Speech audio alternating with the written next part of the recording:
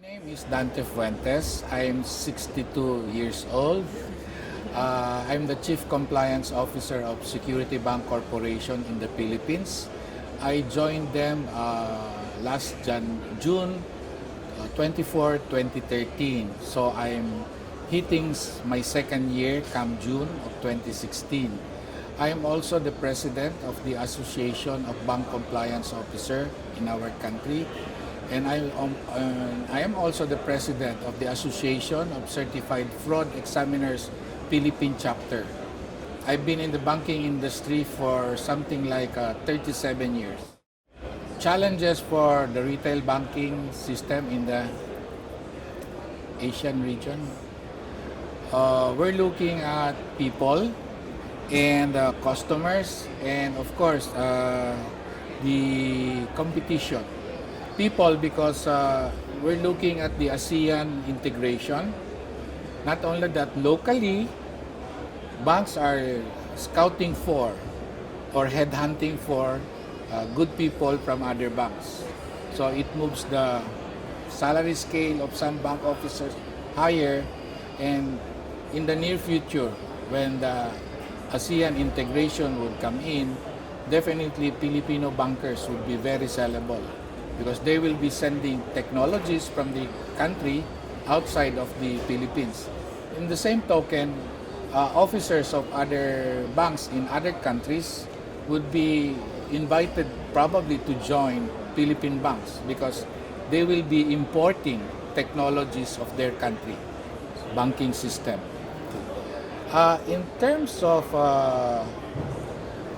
competition, of course, there's different products of banks, different technologies, different market.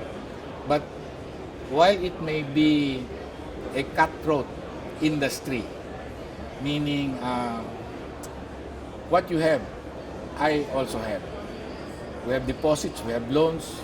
So banks will be thinking of new strategies on how to be of better service to the banking public.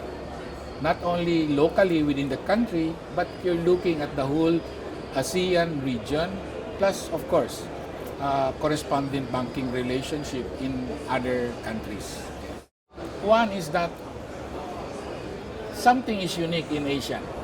It's basically family culture. So for me, that's an advantage because I believe no good person would want his name tarnished. And if that name is connected to a bank, he would definitely be very, very careful on his reputation because that would depend on the future of the bank that he owns or he majority owned. It will have an impact on him.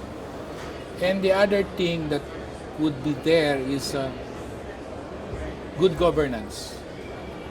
Actually, in the region, it's nice to know that there are an ASEAN scorecard for good governance that will keep not only the banking at the industry but also those in other sectors to do good governance, especially those publicly listed companies, because this will help promote good practices in the organization, not only in the organization but also in the country and the whole region, ASEAN region.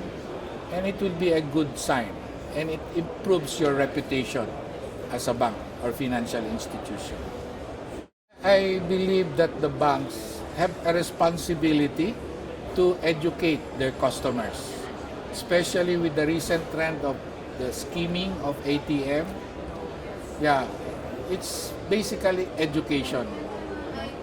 People becoming aware of people doing bad things on their accounts, and people should be taught how to protect themselves against these fraudsters. It's not only about ATM skimming but other fraud schemes that are executed or made against a financial institution. In the recent report that I know,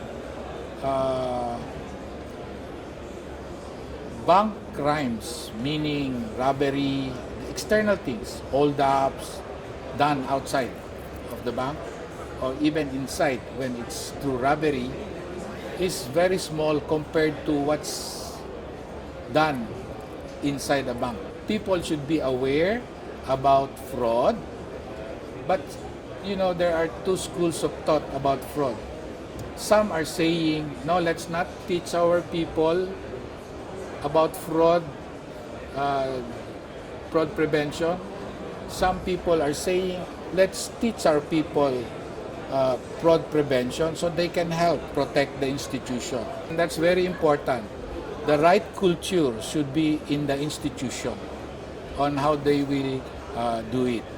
If you teach your people, be sure that your people will not do the fraud. Let them be aware of the consequences of doing fraud.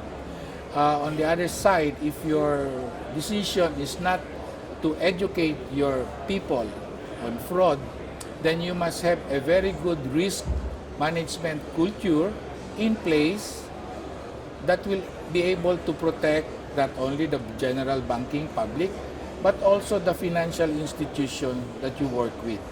So it should go hand in hand, no?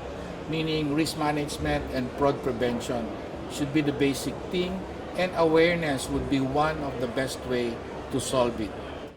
It's my first time to attend an event as huge as this.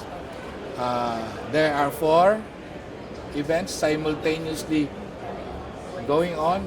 You have something like 120 or 180. So many sessions, no?